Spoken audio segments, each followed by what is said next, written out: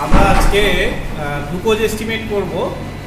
তোমরা জানো glucose estimation বিভিন্ন কাজে লাগে, যেমন সিরামের গ্লুকোজ দেখতে লাগে যারা ডায়াবেটিক, তাদের বিভিন্ন সময়ে রক্ত নেওয়া হয় এবং একটা টেস্ট টিউবে রাখা হয়। সেই টেস্ট টিউবে কিছু অ্যান্টিকোয়াগুলেন্ট থাকে, সেই অ্যান্টিকোয়াগুলেন্টের মধ্যে আমরা জেনারেলি অক্সালেট রাখি, তারপরে ফ্লুরাইড রাখি, যাতে গ্লুকোজটা কিছুক্ষণ ইউটিলাইজ না হয়।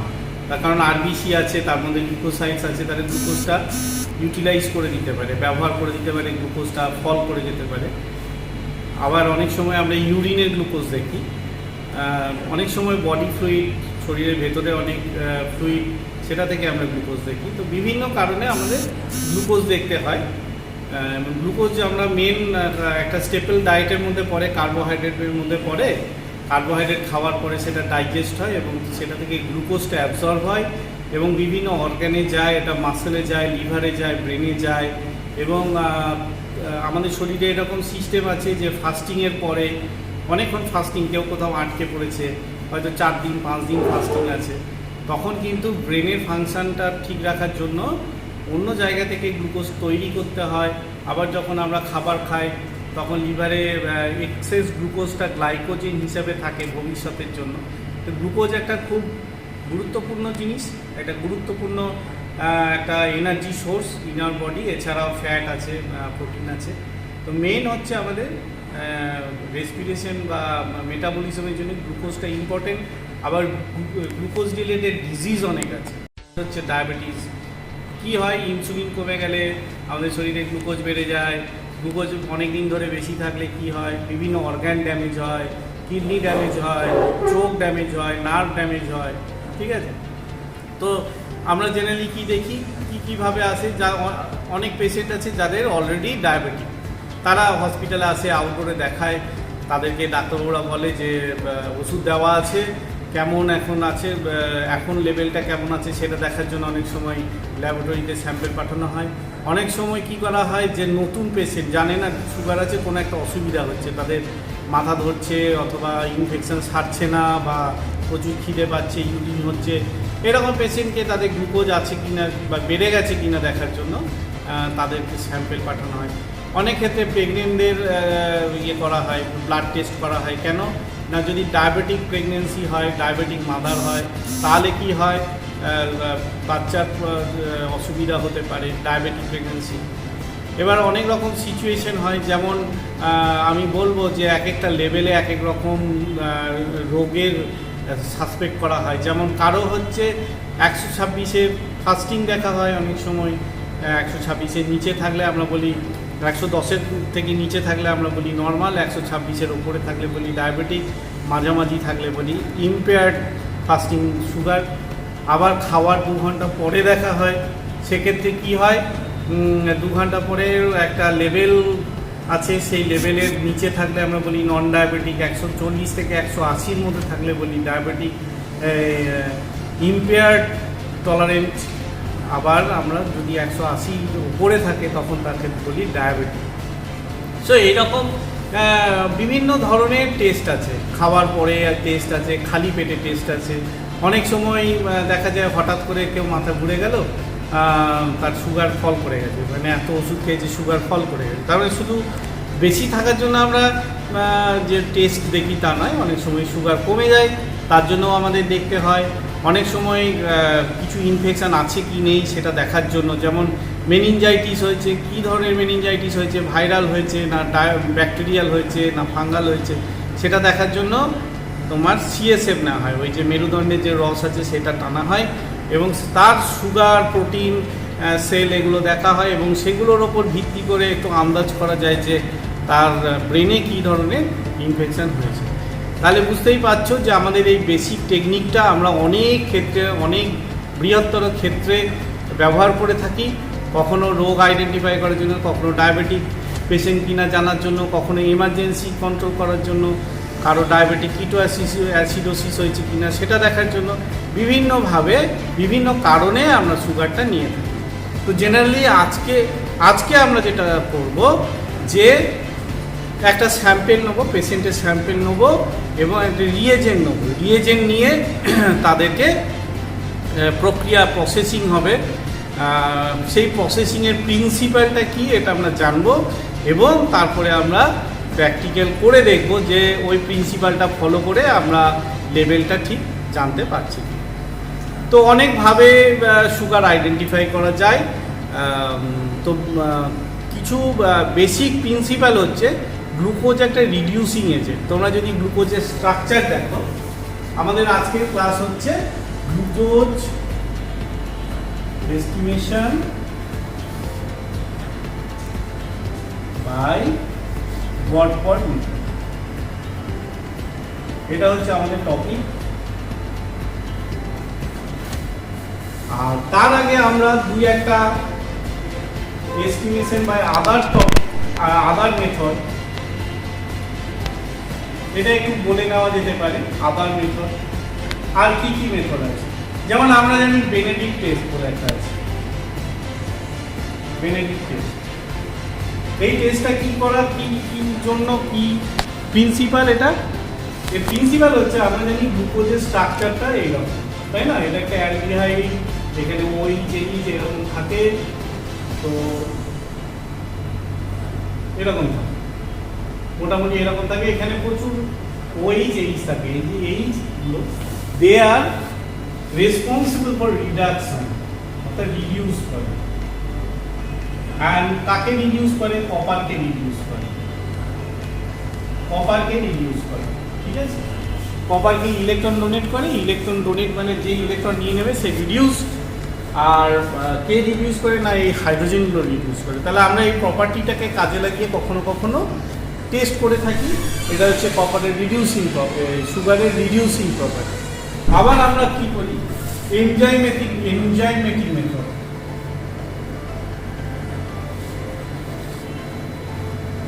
এই এনজাইমেটিক মেথডে আমরা জেনারেলি তিনটে এনজাইম দিয়ে আমরা টেস্ট করি। একটা হচ্ছে গ্লুকোকাইনেজ। তোমরা জানো কাইনেজ মানে হচ্ছে অ্যাডিং ফসফেট। আবার hexokinase, it's a type of kinase, ওই glucose. Hexokinase means kinase adding phosphate group. আরেকটা আমরা করতে পারি গ্লুকোজ ডিহাইড্রোজেনেজ মেথড। তাহলে এইগুলো হচ্ছে এনজাইম মেথড, ঠিক আছে? তাহলে আমরা কিছু কেমিক্যাল মেথডে করতে পারি, আদার কেমিক্যাল, সেগুলো আমরা পরে আলোচনা করব। আমরা এনজাইম মেথড করতে পারি, সেখানে আমাদের অনেকগুলো এনজাইম আছে। তা আমরা এখানে যেটা করব glucose oxidase method. Glucose oxidase method, ঠিক আছে? গ্লুকোজ অক্সিডেজ কি করবে না, গ্লুকোজকে অক্সিডাইজ করবে, গ্লুকুরোনিক অ্যাসিড তৈরি করবে, গ্লুকোনিক অ্যাসিড তৈরি করবে। এই গ্লুকোনিক অ্যাসিডকে আবার একটা এনজাইম রিঅ্যাক্ট করবে, অ্যাকশন হবে, সেই এনজাইমটার নাম পারক্সিডেজ এনজাইম। নিয়ে একটা প্রোডাক্ট হবে যেটা হাইড্রোজেন পারক্সাইড, এই প্রোডাক্টটা হবে।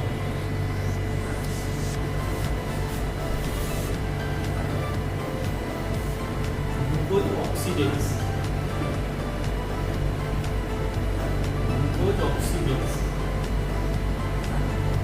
ঠিক আছে? Glucose oxidase, hexokinase, glucose dehydrogenase, এই তিনটে হচ্ছে এনজাইমেটিক মেথড। তোমরা জানো হোয়াট ইজ এনজাইম? এনজাইম হচ্ছে এমন প্রোটিন আমাদের শরীরে আছে যারা ডিফারেন্ট কেমিক্যাল সাবস্টেন্সকে চেঞ্জ করে, কখনো গ্রুপ ট্রান্সফার করে, কখনো হাইড্রোলিসিস করে, কখনো ভেঙে দেয়। বিভিন্ন রকম 7 ধরনের এনজাইম আছে। আমাদের অক্সিডো রিডাকটেজ এনজাইম আছে, কখনো অক্সিডেশন করে, কখনো রিডাকশান করে। Enzyme chapter very important, enzyme জানতে হবে। এবং এনজাইমস হচ্ছে এমন কিছু প্রোটিন যেগুলো আমাদের লিভারে থাকে, কিডনিতে থাকে, অনেক জায়গায় থাকে, অ্যাডিপোজ টিস্যুতে থাকতে পারে, মাসেলে থাকে। সেই এনজাইমগুলো কী করে? বিভিন্ন মেটাবলিজমে হেল্প করে। তাহলে গ্লুকোজ অক্সিডেজ হচ্ছে তাহলে একটা অক্সিডো রিডাকটিভ এনজাইম, এবং তার কাজ কি? গ্লুকোজকে অক্সিডাইজ করা। এবার আমরা চলে আসবো আজকের যে টেস্ট হবে সেই টেস্টটায় আমরা কি দেখব।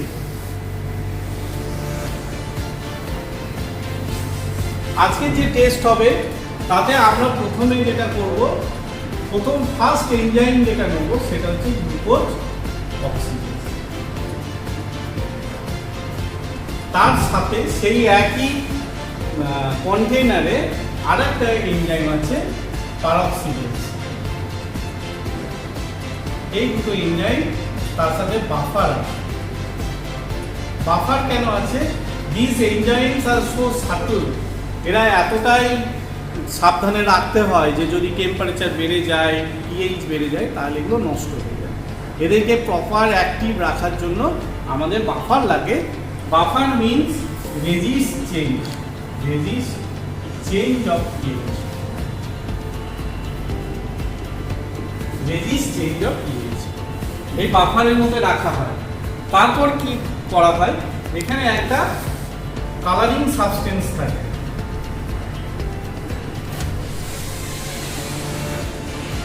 এখানে কালারিং সাবস্টেন্স নাম অ্যামাইনো অ্যান্টিপাইরিন। কি করে, হাইড্রোজেন পারঅক্সাইড একে অক্সিডেশন করে, নিয়ে কালার দেখা হয়। কি ধরনের কালার হয়? পিঙ্কিশ কালার হয়, পিঙ্কিশ কালার হয়। এবং আমরা কি করি, এই কালার ইন্টেন্সিটিটাকে মেজার করি। এই কালার ইন্টেন্সিটিটাকে মেজার করি বাই কলোরিমিটার অথবা সেমি অটো অ্যানালাইজার অথবা অটো অ্যানালাইজার। এগুলো কিন্তু টাইপ অফ স্পেকট্রোফটোমিটার।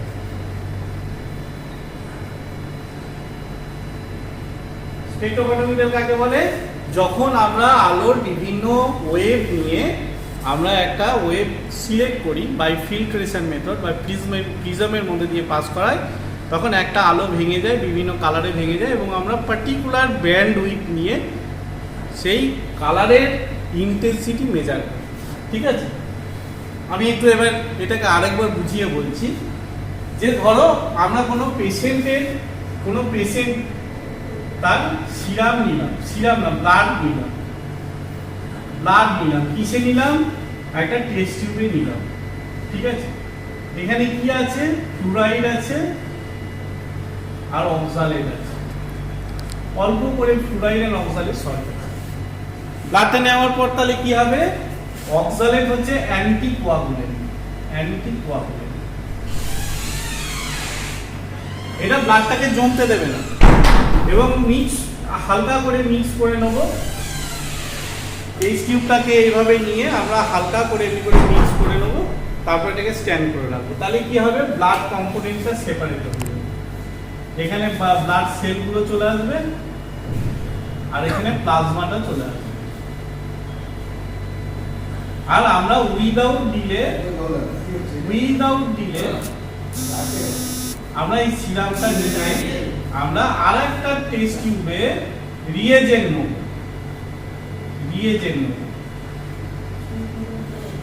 এই রিয়েজেন্ট আজকে যে মেথডে করব, এই রিয়েজেন্টটা আমাদের মার্কেট থেকে কিনতে হয়, আমাদের ল্যাবে সাপ্লাই আছে, সেটা একটা কন্টেনারে আছে।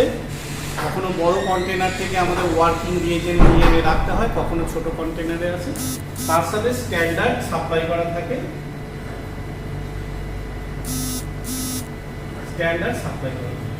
ঠিক আছে।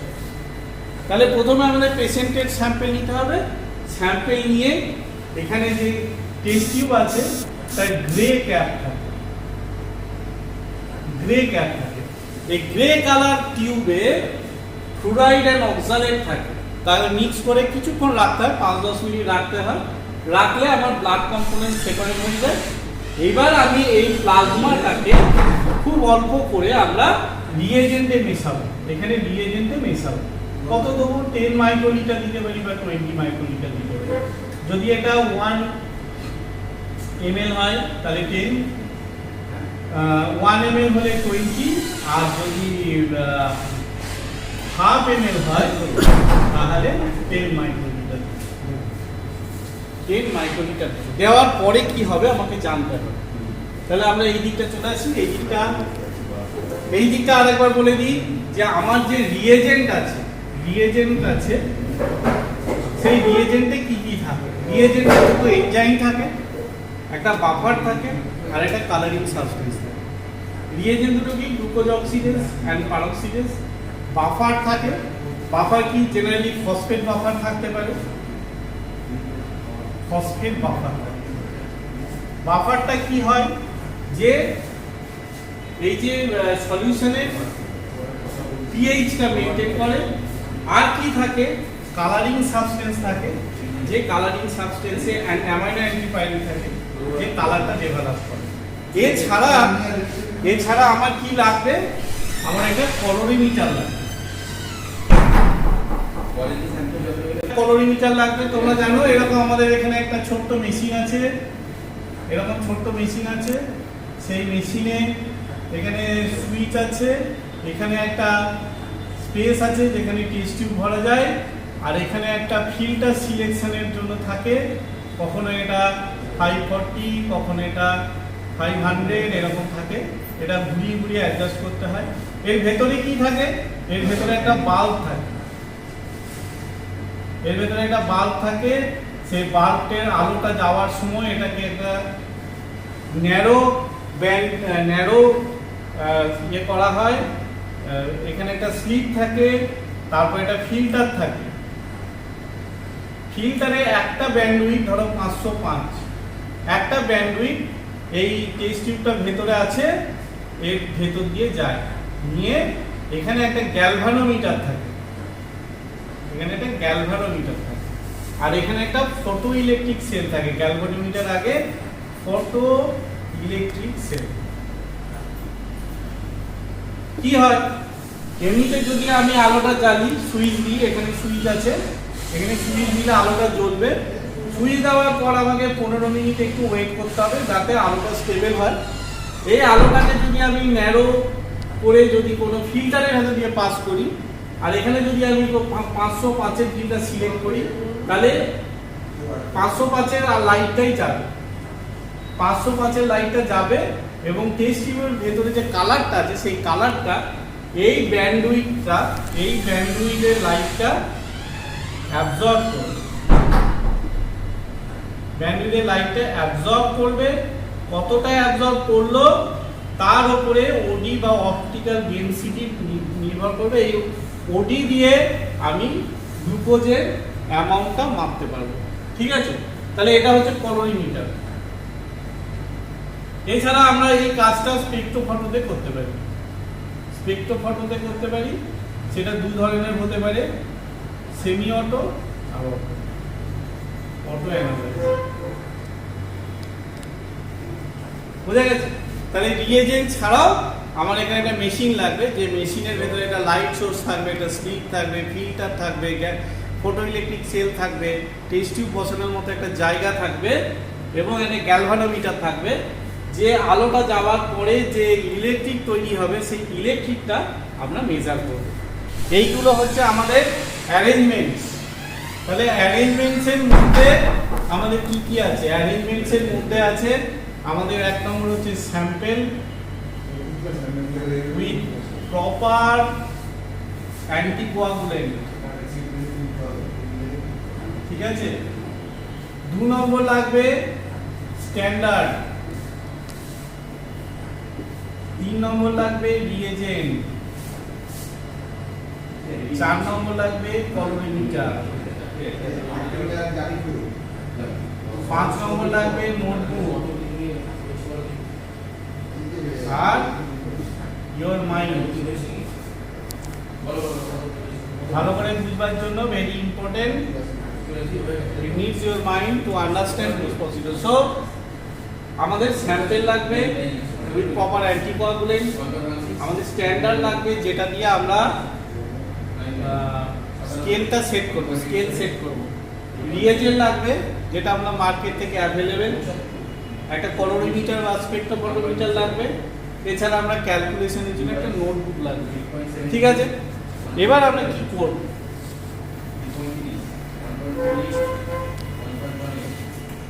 আমরা একটা টেস্ট টিউব রাখে আমরা এরকম একটা টেস্ট টিউব রাখে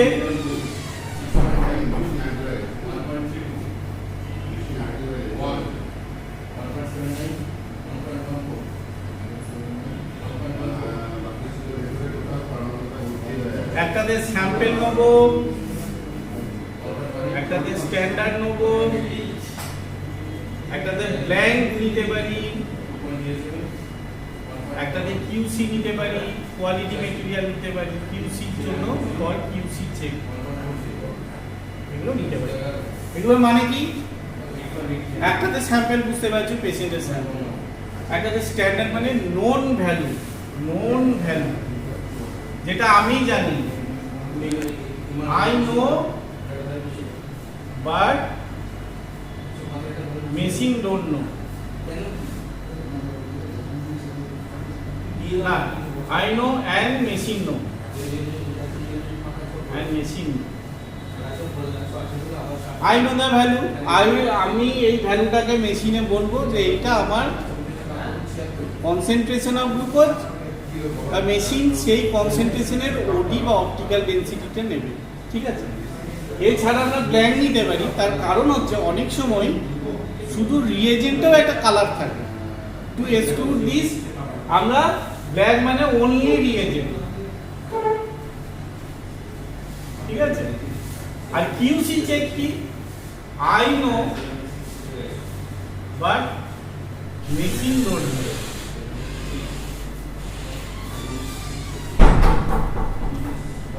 মেশিন জানে না, আমি দেখব মেশিন ঠিক ভ্যালু দিচ্ছে কিনা।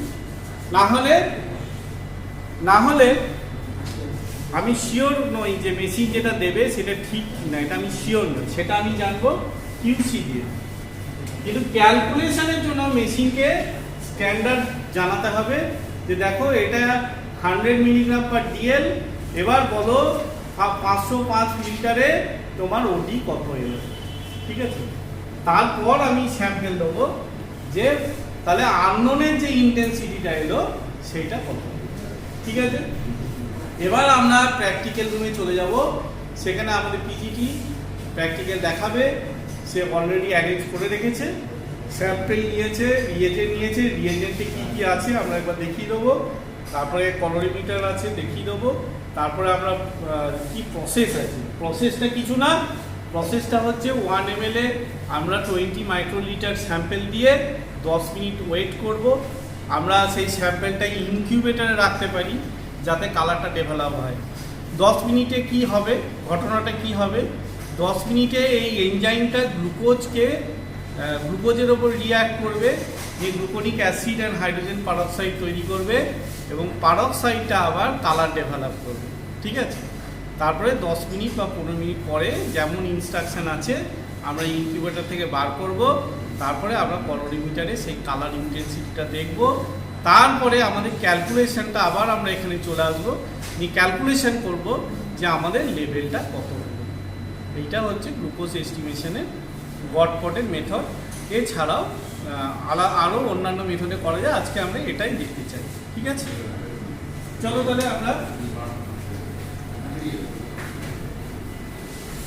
প্র্যাকটিক্যাল ল্যাবে যাই এবং ল্যাবে কি হচ্ছে এবার গিয়ে দেখি।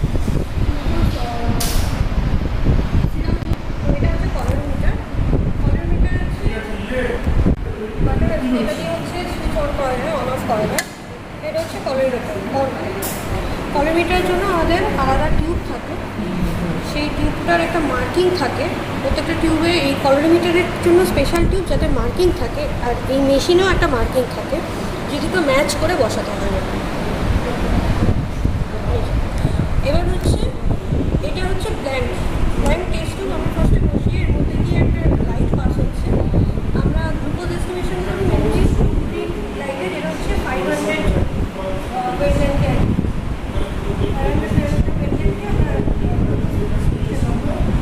ফার্স্টে যেটা করা হয় যে ব্ল্যাঙ্ক বসিয়ে আমরা এটাকে জিরো করতে হয়, বা যেটা করা হয় যে এই যেখানে এখন 0.2 দেখা যাচ্ছে 0.02, সেটাকে আমরা ক্যালকুলেশনের সময় সাবস্ট্রাক্ট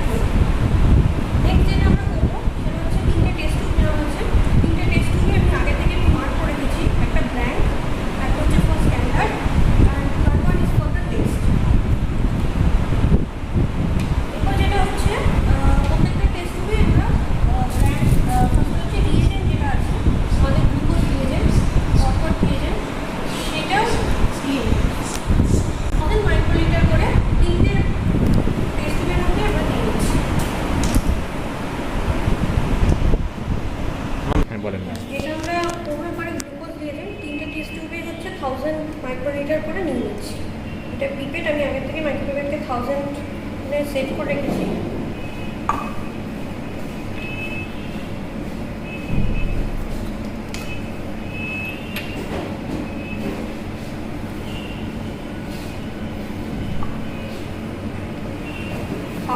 ব্ল্যাঙ্কে 1000 ml স্ট্যান্ডার্ডে আর 1000 ml টেস্টে। নেক্সট যেটা করবো সেটা হচ্ছে ব্ল্যাঙ্কটাকে আমরা ব্ল্যাঙ্কই ছেড়ে দেবো, এর মধ্যে না আমরা স্ট্যান্ডার্ড দেবো না আমরা সিরাম দেবো, ওটা ওরকমই থাকবে। আর যেটা স্ট্যান্ডার্ড আছে তার মধ্যে আমাদের এখানে গ্লুকোজের স্ট্যান্ডার্ড সলিউশন আছে, যার মধ্যে কনসেন্ট্রেশন আছে গ্লুকোজের 100 mg/dl, এটা হচ্ছে 10 মাইক্রোলিটার দেবো। যেহেতু এটা স্ট্যান্ডার্ড তাই আমরা যেটাকে স্ট্যান্ডার্ড মার্ক করেছি তার মধ্যে 10 মাইক্রোলিটার দেবো।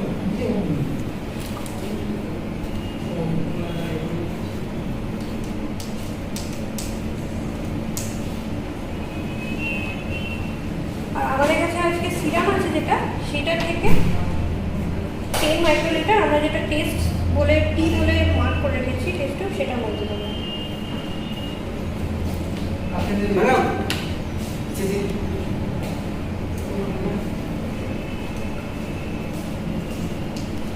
এরপরে যেটা করতে হবে রুম টেম্পারেচারে বা 37 ডিগ্রি সেন্টিগ্রেড সেখানে 5 মিনিট ওয়েট করতে। 5 মিনিট ইনকুবেশন আমাদের হয়ে গেছে। এবার নেক্সট আমরা যেটা করবো প্রত্যেকটাকে ক্যালোরিমিটারে এক এক করে চেক করবো। ফার্স্টে আমরা ব্ল্যাঙ্ক দিয়ে শুরু করবো।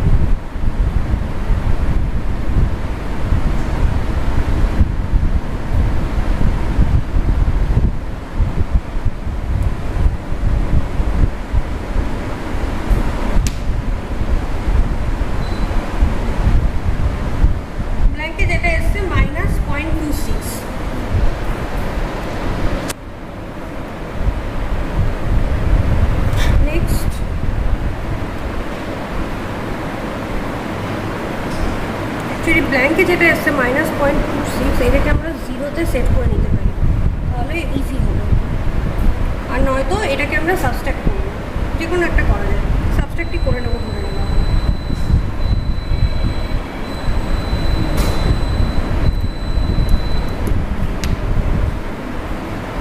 নেক্সট আমরা যেটা স্ট্যান্ডার্ড বলে রেখেছি সেটাকে দেখবো।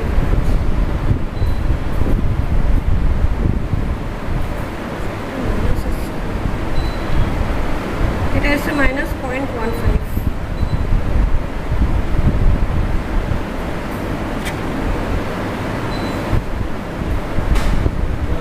একটু প্রবলেম হচ্ছে।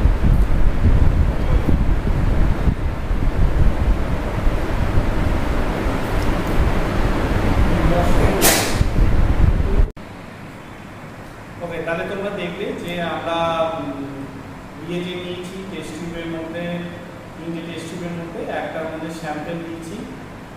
স্যাম্পেল দেওয়ার টেস্ট টিউবটা নিশ্চয়ই দেখেছো, গ্রে কালার, এবং তার মধ্যে অ্যান্টিকোয়াগুলেন্ট ছিল ফ্লোরাইড অনুসারে, আর একটা স্ট্যান্ডার্ড সলিউশন ছিল যার মধ্যে আমাদের নুন মেলন ছিল, আর আরেকটা টেস্ট টিউবের ব্ল্যাঙ্ক ছিল যার মধ্যে কিছু ছিল না। এটা নেওয়া হলো কারণ যে রিয়েজেন্টে স্যাম্পেল ছাড়াও অন্যান্য কারণে যে সামান্য কালার আছে সেটাকে এক্সক্লুড করার জন্য। তো আমাদের কী কী ভ্যালু এলো, আমাদের স্ট্যান্ডার্ড যে সলিউশন ছিল 100 mg/dl, তাতে আমরা 0.6 ওডি পেয়েছি অ্যাট 505 এর nanometer light, wavelength of light বা ফিল্টার। এই ফিল্টার বা এখানে আমাদের এই ফিল্টারে আমাদের 500 ফিল্টার আছে। তো আমরা প্রথমে এই ওডিটা পেয়েছি 0.6, তারপরে আমরা স্যাম্পেল দেখেছি, স্যাম্পেলের ওডি এসেছে 0.7 ওডি, ঠিক আছে। আর আমরা যদি ব্ল্যাঙ্ক দেখি, ব্ল্যাঙ্কের ওডিটা এসছে 0.1। তাহলে আমাদের কী করতে হবে, প্রথমে ব্ল্যাঙ্কটা দুটোটা থেকে বাদ দিতে হবে। তার মানে স্ট্যান্ডার্ডের অ্যাকচুয়াল ওডি হচ্ছে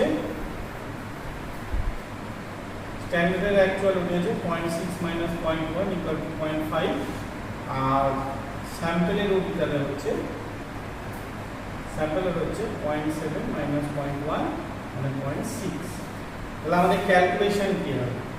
ক্যালকুলেশন হচ্ছে যে OD of test by OD of standard into value of standard, তাই তো? Value of standard. তাহলে এখানে আমরা কি কি পেয়েছি বসাই? OD of test বা স্যাম্পেল পেয়েছি 0.6 and OD of স্ট্যান্ডার্ড পেয়েছি 0.5 আর ভ্যালু অফ স্ট্যান্ডার্ড পেয়েছি 100।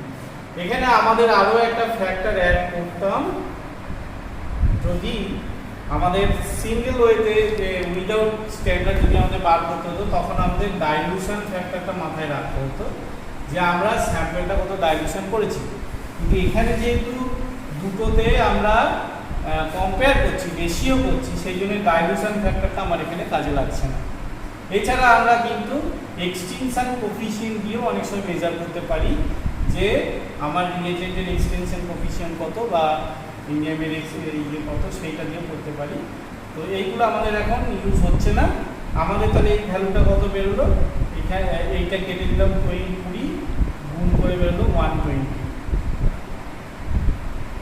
পয়েন্ট উঠে গেল, এটা 20 আর 120, অর্থাৎ পেশেন্টের স্যাম্পেলে মানে স্যাম্পেল ফ্রম পেশেন্ট